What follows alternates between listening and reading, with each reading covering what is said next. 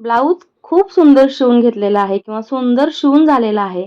पण पायपिंग म्हटलं की प्रॉब्लेम होतोय. पायपिंग उलटी पडतीये, पायपिंग खेचतीये, पायपिंग बरोबर होत नाही. एकसारखी पायपिंग येण्यासाठी काय करावं? अशा खूप साऱ्या प्रश्नांनी ग्रासलेल्या आहेत त्या माझ्या लाडक्या ताई. त्यांच्याचसाठी स्पेशल हा व्हिडिओ आज मी घेऊन आलेली आहे. काहीही जास्त मेहनत न करता खूप सोप्या आणि साध्या पद्धतीने ज्या ट्रिक्स सांगितलेल्या आहेत, त्या ट्रिक्स आणि टिप्स फॉलो करून जर तुम्ही ही पायपिंग केली, तर तुम्ही पाहू शकता अगदी नॉड पाइपिंग आपण करतो, तशी नॉड पाइपिंग आपल्याला ही दिसत आहे आणि ही आपल्या साध्या कपड्याची पाइपिंग आहे बरं का. इतकी सुंदर एकसारखी, कुठेही पलटलेली नाही किंवा कुठेही उलटी झालेली नाही. एकसारखी अगदी दोरीसारखी पाइपिंग आलेली आहे. तीही खूप सोप्या पद्धतीने. तुम्ही सुद्धा ब्लाउजला इथून पुढे हा व्हिडिओ पाहिल्यानंतर इतकी सुंदर पाइपिंग तुम्हीही करू शकता आणि हा पाइपिंग केलेला ब्लाउज घातल्यानंतर अंगामध्ये इतका परफेक्ट बसतो, शोल्डर अजिबात लूज पडत नाही, शोल्डर उतरत नाही किंवा अगदी पाइपिंग घातल्यानंतर ब्लाउज उलटी पडते. हा प्रॉब्लेम बऱ्याच जणांना येत असेल, तो सुद्धा इथे होणार नाही. ही गॅरंटी मात्र माझी आहे. सो चला तर मग ही पाइपिंग कशी करायची ते पाहूया. अगदी सोप्या पद्धतीने. सर्वात अगोदर तुम्हा सगळ्या लाडक्या ताईंचं खूप खूप मनापासून स्वागत आहे. कशा आहात सगळ्या? मस्तच असाल. आता सध्या धावपळ चालू असेल नवरात्रीची, साफसफाई चालू असेल, त्यातूनच जेव्हा वेळ मिळेल तेव्हा तुम्ही आपला हा व्हिडिओ पाहू शकता. खूप सोप्या पद्धतीने पाइपिंग कशी करायची हा याच्यामध्ये दाखवलेला आहे. या अगोदर सुद्धा मी गोल गळ्याला आणि चौकोनी गळ्याला दोन्हीही व्हिडिओमध्ये पाइपिंग कसे करायचे असे 2 वेगवेगळे व्हिडिओ अपलोड केलेले आहेत. तरी सुद्धा हा पुन्हा एक मी पाइपिंगचा व्हिडिओ घेऊन आलेले आहे. कारण खूप साऱ्या ताईंनी आपल्याला कमेंट सेक्शनला रिक्वेस्ट केली होती, की ताई पाइपिंग कसं करायचं ब्लाउजला. त्या नवीन आपल्या चॅनलवरती जॉइन झालेल्या आहेत, त्यांच्यासाठीच हा स्पेशल व्हिडिओ मी शेअर केलेला आहे. तर इथे बघा ब्लाऊज शिवून झालं होतं ते तुम्हाला दाखवलेलंच आहे. व्यवस्थित त्याचं कटिंग करून घ्यायचं धागे वगैरे राहिले असतील तर. आणि ही 1 ते 1.25 इंचाची पट्टी क्रॉस कटिंग केलेली आहे आणि ती जोडून घेतलेली आहे. आता क्रॉस कटिंग म्हणजे नेमकं काय ते तुम्हाला सांगते. कारण बऱ्याच बिगिनर्स ताई आहेत त्यांच्या लक्षात येत नाही. आता हा सरळ कपडा घेतल्यानंतर आपण ह्या ज्या सरळ लाईनी मारलेल्या आहेत किंवा सरळ रेषा ओढलेल्या आहेत, त्याला सरळ पट्टी काढणं म्हणतात. आणि क्रॉस कटिंग म्हणजे आपला हा आडवा उभा कपडा आहे तशा पट्ट्या किंवा तशा मार्किंग न करता या पद्धतीने कोपऱ्यापासून स्टार्टिंग करून आपण हे जे क्रॉस मार्किंग केलेलं आहे किंवा क्रॉस लाईन ओढलेली आहे, याला आपण क्रॉस पट्टी म्हणतो. कारण अशाच क्रॉस पट्टी आपल्या पाइपिंगसाठी आपल्याला लागणार आहेत. हे पहा, क्रॉस म्हणजे स्ट्रेच केल्यानंतर अगदी व्यवस्थित स्ट्रेच होतं. तिथे आपल्याला बरोबर पाइपिंग करताना तो पार्ट व्यवस्थित फोल्ड होतो किंवा दुमडला जातो आणि त्यामुळे पाइपिंगचा आकार आहे तो अगदी गोलाकार होतो आणि जशी आपल्याला हवी तशी पाइपिंग आपल्याला करता येते. आता तुम्हाला मी प्रॅक्टिकल दाखवते, की क्रॉस पट्टी म्हणजे कशी कापायची. हा मी इथे काळा तुकडा घेतलेला आहे. त्याच्यामध्ये क्रॉस पट्टी आपण ही 1 इंचाची ती 1.25 इंचाची कापायची आहे. तर क्रॉस पट्टी कापल्यानंतर बघा अशी ही स्ट्रेच होते, इझी मूव्हेबल होते. त्यामुळे पाइपिंग आपला परफेक्ट होतो. 1.25 इंचाची ते 1 इंचाची ही पट्टी तुम्ही कापू शकता. आणि तुम्हाला जर नवीन असाल किंवा ही पट्टी कमी पडत असेल, थोडीशी मोठी कापा 1.5 इंचापर्यंत तरीही चालेल. आता क्रॉस पट्टी कापल्यानंतर स्ट्रेट पट्टी कशी कापायची ते सुद्धा सांगते. आता स्ट्रेट पट्टी म्हणजे ही बघा, दोन्हीमधला फरक तुम्हाला लक्षात येईल लगेचच. ही क्रॉस काढलेली पट्टी आहे ती स्ट्रेच होतीये, मूव्हेबल आहे आणि ही जी स्ट्रेट काढलेली पट्टी आहे, सरळ काढलेली, ती अजिबात ताणत नाही किंवा स्ट्रेच होत नाही. त्यामुळे क्रॉस पट्टीच घ्या शक्यतो पाइपिंगसाठी, ज्यामुळे पाइपिंग तुमचं अगदी परफेक्ट होतं आणि सुंदर बसतं. आता 2 प्रकार आहेत पाइपिंगसाठी. तुम्ही डबल फोल्ड करून पट्टी डायरेक्ट पाइपिंग करू शकता किंवा तुम्ही बिगिनर्स असाल किंवा तुम्हाला असं डबल पट्टीचं पाइपिंग जमत नसेल, अशा पद्धतीने सुद्धा तुम्ही पाइपिंग करू शकता. म्हणजे एका साइडनं पट्टी पाव इंच फोल्ड करून घ्यायची आहे आणि मग आपल्याला पाइपिंगची ती पट्टी गळ्याला जोडायची आहे आणि मग तुम्हाला फोल्ड करायची आहे. म्हणजे तुम्हाला ज्या पद्धतीने ईझी पडेल, ईझी वे जो असेल त्या पद्धतीने तुम्ही इथे पाइपिंग करू शकता. आता इथे तुम्हाला दुसरी क्युरीज असेल ती सुद्धा सांगते. ही जी पाइपिंगची क्रॉस पट्टी आहे ती इथे स्ट्रेट जोडलेली आहे. आता माझ्या कारागीर ज्या आहेत त्या इथे स्ट्रेट जोडतात. कारण क्रॉस जोडलं की त्यांना कधी-कधी थोडंसं कमी जास्त वाटतंय किंवा लूज पडते पट्टी. त्यासाठी मी त्यांना इथे क्रॉस पट्टी जोडू नका, सरळ जोडा म्हणते. पण इथे क्रॉस पट्टी कशी जोडायची ते सुद्धा तुम्हाला दाखवते.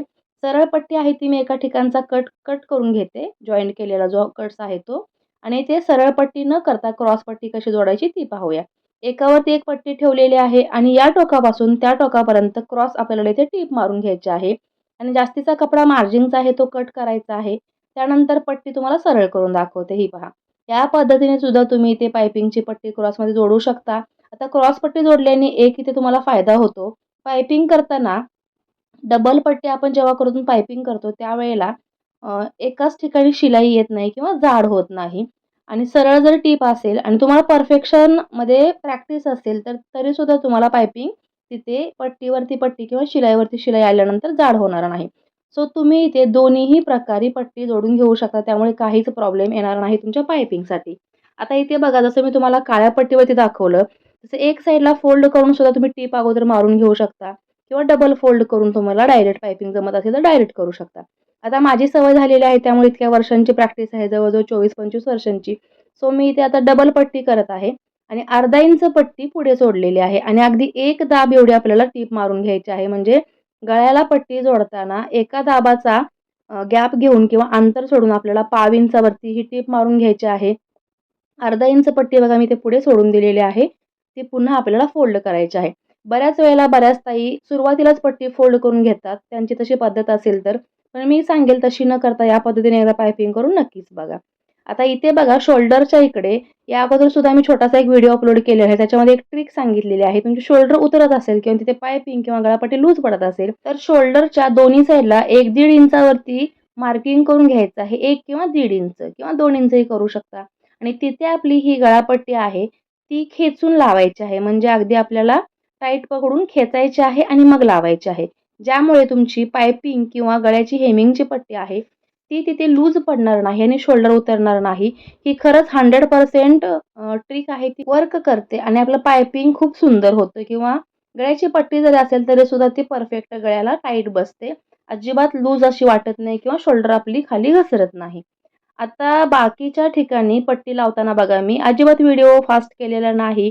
अगदी स्लोमध्ये तुम्हाला ह्या गोष्टी समजावून सांगत आहे. हा व्हिडिओ पाहून अगदी पहिल्यांदा जरी तुम्ही पायपिंग करायला घेतलं ब्लाउजला, तरीसुद्धा तुमचं पायपिंग इतकं सुंदर येणार आहे, जसं की माझ्या या व्हिडिओमध्ये ब्लाउजवरती झालेलं आहे. आता या साईडच्या शोल्डरला सुद्धा मी सेम ट्रिक वापरलेली आहे. 1.5 इंच इकडे, 1.5 इंच तिकडे किंवा 1-1 इंच जरी घेतलात तरीही प्रॉब्लेम नाही. 2 इंच घेतलात तरीही प्रॉब्लेम नाही. असं हे मार्किंग करून तिथे पट्टी आपण ओढून लावलेली आहे थोडीशी आणि इथे आपली जेवढी पट्टी संपलेली आहे तिथे पुढे अर्धा इंच पुन्हा सोडलेली आहे आणि मग कट करून टाकलेली आहे. अशा पद्धतीने तुमची ही पायपिंगची पट्टी जी आहे ती लावून झालेली आहे. दोन्ही साईडला कॉर्नर पॉईंटला मी इथे बघा अर्धा-अर्धा इंच गळापट्टीच्या इथे हुकपट्टी आणि लूपपट्टीच्या इथे अर्धा इंच जास्त सोडलेली आहे पट्टी दुमडण्यासाठी. आता ही तुमची पट्टी एकदा व्यवस्थित लावून झाली, तुम्हाला कुठे कमी जास्त कपडा वाटत असेल किंवा धागे निघालेले असतील, ते कट करून घ्यायचे आहेत आणि पुन्हा इथे पायपिंगच्या वेळेला आपण अर्धा इंच जो पुढं कपडा सोडला होता, तो फोल्ड करून घ्यायचा आहे आणि पुन्हा पायपिंगची जी पट्टी आहे, ती आपल्या शिल्लक राहिलेल्या शिलाई मार्जिनवरती फोल्ड करायची आहे आणि मग आपल्याला अगदी दाबच्या पलीकडे पायपिंग बरोबर बसावी आणि दाब आपला बरोबर सेंटरला जो गॅप आहे सुईचा, तिथे आपली जी शिलाईची जॉइंट आहे किंवा आपण जी शिलाई मारलेल्याचा मध्यभाग आहे, तिथे आपल्याला टीप मारत पुढे पायपिंग कंटिन्यू करायचं आहे. अगदी थोडा-थोडा भाग घेतलात चिमटीमध्ये पकडण्यासाठी तरीही चालेल. कारण जास्त वेळ तुम्ही मोठा साईज घेऊन पायपिंग करायला जाल, तर ही आतली मार्जिन सुटू शकते आणि इतकी सुंदर जी पायपिंग आहे, ती तुमची थोडीशी इकडे-तिकडे होऊ शकते. सो आपल्याला अगदी नॉड पायपिंग करतो किंवा कॉर्ड पायपिंग करतो, त्याच पद्धतीने आपल्याला ही पायपिंग करायची आहे. तुम्हाला सुरुवातीला पाहिल्यानंतर वाटलं असेल, की याच्यामध्ये मी पायपिंगची दोरी घातलेली आहे किंवा कॉर्ड पायपिंग करून तुम्हाला दाखवलेलं आहे. तर तुमच्या समोर जे काही आहे ते मी तुम्हाला अगदी प्रॉपर व्हिडिओमध्ये सांगितलेलं आहे. आता ही पुढच्या साईडची पायपिंग केल्यानंतर याच्या आतमध्ये मी तुम्हाला कप्स टाकून दाखवत आहे, की ब्लाउज घातल्यानंतर इतका परफेक्शनमध्ये बसणार आहे. पायपिंग कुठेही उलटी पडणार नाही, कुठेही तुमची पायपिंग उचलणार नाही किंवा कुठेही पायपिंग कमी जास्त वाटणार नाही. इतक्या सुंदर फिनिशिंगने तुमची पायपिंग परफेक्ट येणार आहे पूर्ण गळ्यापर्यंत. सो आता पुढची जी पायपिंग आहे ती तुम्हाला मी कंटिन्यू करून दाखवते. ज्या पद्धतीने मी अगोदर सांगितलं होतं, की आतला मार्जिनचा कपडा आहे तो या पट्टीच्या आतमध्ये फोल्ड करायचा आहे. ज्यामुळे आतला कपडासुद्धा आतमध्ये हाईड होईल आणि अजिबात बाहेर दिसणार नाही, धागे वगैरे बाहेर निघणार नाहीत. त्यामुळे ब्लाऊज आपण यूज केल्यानंतर, वॉश केल्यानंतर त्याचं फिनिशिंग बिघडणार नाही किंवा आतल्या धाग्यांचा आतल्या कपड्याचा जो धागा आहे तो सुद्धा बाहेर पायपिंगच्या दिसणार नाही गळ्याच्या एरियामध्ये.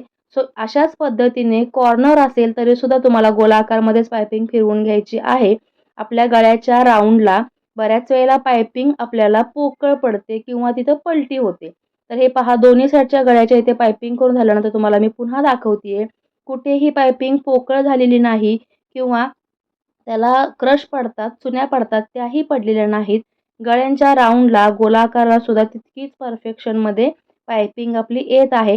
फक्त तुम्हाला इथे एक लक्षात ठेवायचं आहे, पायपिंग करताना घाई गडबड न करता प्रॉपर तुम्हाला मार्जिन पट्टीच्या आतमध्ये गेलेलं आहे का, हे कन्फर्म करून घ्यायचं आहे आणि मग कंटिन्यू आपल्याला पायपिंग पुढे करत जायची आहे. टीप मात्र पायपिंगची बरोबर दोन्ही भागांच्या मध्यभागी येत आहे की नाही ते सुद्धा पाहायचं आहे.